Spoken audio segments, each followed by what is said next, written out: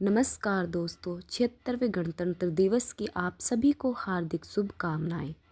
आज की इस वीडियो में मैं आप लोगों को गणतंत्र दिवस पर अगर आप भाषण देना चाहते हैं तो कैसे भाषण दिया जाए, उस चीज़ को स्ट्रक्चर वे में कहा जाए कि आप अपनी सारी बातों को 10 मिनट के अंदर अच्छे तरीके से प्रस्तुत कर सकें। वो सारी चीज़ें आज की वीडियो में बताऊंगी। जो स्पीच होती है, भाषण होता है, अगर वह टॉपिक तैयार है, अच्छे से आपको इसके बारे में नॉलेज है, तो आप वैसे ही बस आपको कुछ स्ट्रक्चर्स फॉलो करने होते हैं तो आप अच्छे तरीके से स्पीच दे सकते हैं। और यहाँ पर रही गणतंत्र दिवस की बात, तो गणतंत्र दिवस हो या स्वतंत्रता दिवस हो, यह हमारे राष्ट्रीय पर्व है, तो सभी भारतीयों को इसके बारे में नॉलेज यानी कि जानकारी होती है। परंतु अगर आपको भाषण देना है या किसी चीज़ के ऊपर, खास तौर से गणतंत्र दिवस या फिर स्वतंत्रता दिवस के ऊपर, तो आपको नॉलेज होने के साथ साथ उसको कैसे प्रस्तुत करना है, उसमें आपको क्या क्या चीज़ें बोलनी है, वह सारी चीज़ें आपको एक बार पढ़ना तो होगा ही। अगर आप पढ़ लेंगे उसको तो आपको वहाँ पर तो सारी चीज़ें, आपको ऐसा नहीं कि आप नोट बना कर ले जाए। काफ़ी लोग देखते होंगे भाषण देते समय पेपर या किसी चीज़ पर लिखे रहते हैं, तो ये सारी चीज़ों की ज़रूरत नहीं होती है। बस आपको उसके बारे में नॉलेज रखनी है और कैसे उसको प्रस्तुत करना है वह आपके ऊपर है। आप उसको किस तरीके से प्रस्तुत करते हैं, सभी का प्रस्तुत करने का तरीका अलग अलग होता है। यहाँ पर मैं आपकी इस वीडियो में आपको दिखाऊंगी कि अगर आप गणतंत्र दिवस पर भाषण देना चाहते हैं तो कैसे आप एक अच्छे तरीके से भाषण दे सकते हैं। सारी चीज़ें यहाँ पर बताऊंगी। सबसे पहले स्टेज पर जाकर कुछ जोश भरी पंक्तियाँ या लाइन बोलिए। ऐसा नहीं कि आप जाते ही अभिवादन करें, अभिवादन करिएगा, लेकिन पहले जोश भरी लाइन बोलकर शुरुआत कीजिएगा, जिससे कि आपके ओर सभी लोग आकर्षित हो जाए। आपकी बातों को ध्यान से सुने। चलिए कुछ लाइन हम सुनाते हैं। सदियों की ठंडी बूझी राख सुग बुगा उठी, मिट्टी सोने का ताज पहन इठलाती है। दो राह समय के रथ का गरगरनाद सुना, सिंहासन खाली करो कि जनता आती है। तो ये गणतंत्र के ऊपर लिखी काफ़ी अच्छी लाइन थी, तो मैंने यहाँ पर आप लोगों के लिए रख दी है। अगर आपको अच्छी लगे तो आप अपनी स्पीच में यूज कर सकते हैं। इसके बाद गणतंत्र के दिवस के भाषण पर आइए। अगर किसी स्कूल या विद्यालय में पढ़ रहे हैं या किसी दूसरे स्कूल में गए हैं या विद्यालय में गए हैं, तो सबसे पहले आप मंच पर जाइएगा और ये लाइन बोलिएगा। उसके बाद सभी का अभिवादन करेंगे। अगर आप इंडिविजुअल करना चाहते हैं, जैसे कि प्रधानाध्यापक का करना चाहते हैं, शिक्षक का करना चाहते हैं, वहाँ पर उपस्थित सभी विद्यार्थियों का करना चाहते हैं, तो आप उस तरीके से भी कर सकते हैं। लेकिन अगर एक साथ सभी का करना चाहते हैं तो भी आप कर सकते हैं। उसके बाद आप इतना करने के बाद आप सीधे आ जाइए अपनी स्पीच के ऊपर, क्योंकि वहाँ पर जो उपस्थित होंगे उनको पता है कि आप ही अकेले नहीं हैं वहाँ पर भाषण देने के लिए। तो अपने भाषण को शॉर्ट में रखिए, ज़्यादा बड़ा ना रखें, जिससे क्या होता है कि सामने वाला, जाहिर सी बात है, जितना भी अच्छा भाषण दे ले, लेकिन ज़्यादा देर देगा तो सामने वाले उसको सुनता सुनते बोर हो जाएंगे। तो आपको अट्रैक्टिव बनाने के लिए अगर आप चाहते हैं तो 1 या 2 मिनट के बाद कुछ जोशीले लाइनें बोलिएगा, अगर आप बोल सकते हैं। कुछ लोग आधा आधा घंटा भाषण देते हैं, लेकिन वहाँ पर बैठे लोग सब बोर हो जाते हैं, इसलिए आपको ऐसा नहीं करना। अब इसके बाद आपको गणतंत्र दिवस के बारे में थोड़ा सा भाव बनाना है।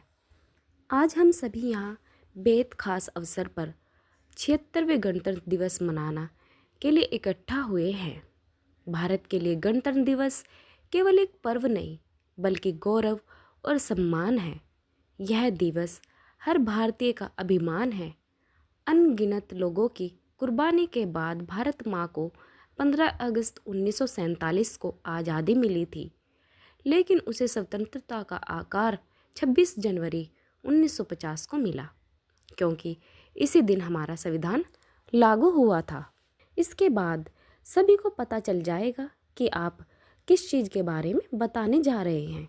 इसके बाद कुछ और शायरी लाइन बोल सकते हैं अपने हिसाब से, जैसे आपको अच्छा लगे, जैसे कि सामने वाला बंदा आपके भाषण देने के तरीके से प्रभावित हो जाए। आप इतने अच्छे से भाषण देना। भारत का संविधान एक लिखित संविधान है। हमारे संविधान को बनाने में 2 साल 11 महीने और 18 दिन का समय लगा था। 395 अनुच्छेद और 8 अनुसूचियों के साथ भारतीय संविधान दुनिया में सबसे बड़ा लिखित संविधान है। 26 जनवरी 1950 को डॉक्टर राजेंद्र प्रसाद ने गवर्नमेंट हाउस के दरबार हॉल में भारत के पहले राष्ट्रपति के रूप में शपथ ली थी। भारत के पहले गणतंत्र दिवस के मुख्य अतिथि इंडोनेशिया के राष्ट्रपति सुकर्णो थे। ये सारी डिटेल आप बच्चों के सामने बोल दीजिए। उसके बाद थोड़ा और डिटेल में जाते हैं और थोड़ा और भाव बनाते हैं।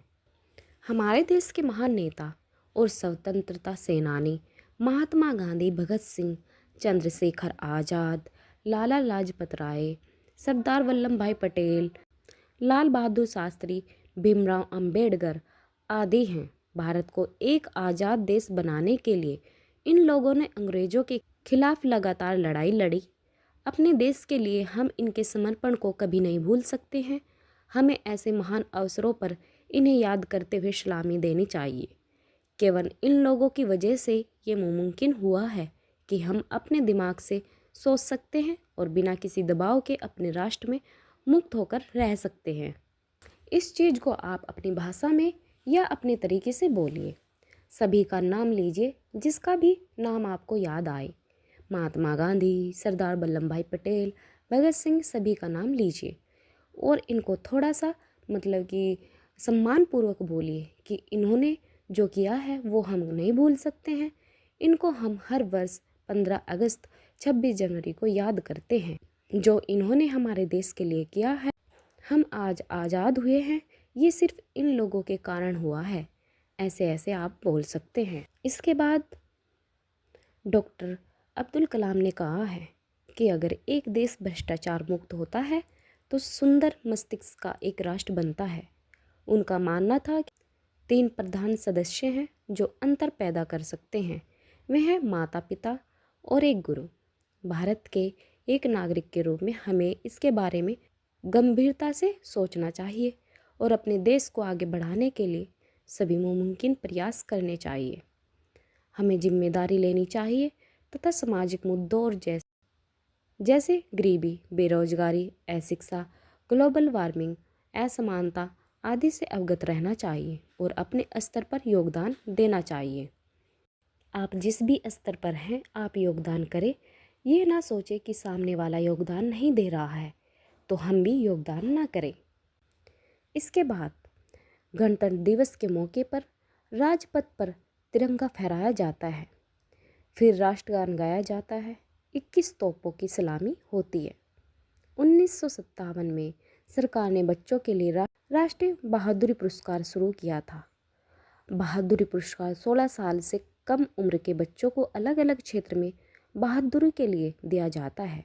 गणतंत्र दिवस के मौके पर अशोक चक्र और कीर्ति चक्र जैसे महत्वपूर्ण सम्मान दिए जाते हैं। इसके बाद हमारी सेना और अपना शक्ति प्रदर्शन और परेड मार्च करती है। भाषण के अंत में कुछ शायरी लाइन जरूर बोलिएगा, उससे आपका भाषण बहुत अच्छा लगेगा। जैसे कि मेरी लाइन सुनिएगा। ना सरकार मेरी है, ना रोब मेरा है, ना बड़ा सा नाम मेरा है, मुझे तो एक छोटी सी बात का गर्व है। मैं भारत का हूँ और भारत मेरा है। जय हिंद, जय भारत या वंदे मातरम। आप इस प्रकार अपने तरीके से बोल सकते हैं। इससे आपका भाषण सबको प्रभावित करेगा। आप लोगों को अगर मेरा ये भाषण अच्छा लगा हो तो आप लोग इस प्रकार आप भाषण दे सकते हैं। इसे नोट कर लीजिए अगर आपको अच्छा लगे और आप इसे यूज कर सकते हैं। मेरी ये वीडियो आप लोगों को अच्छी लगी हो तो लाइक, शेयर, कमेंट जरूर करें। और चैनल को सब्सक्राइब करना ना भूलें, साथ में बेल आइकन ज़रूर दबाएं। वीडियो सुनने के लिए आप लोगों को बहुत बहुत धन्यवाद।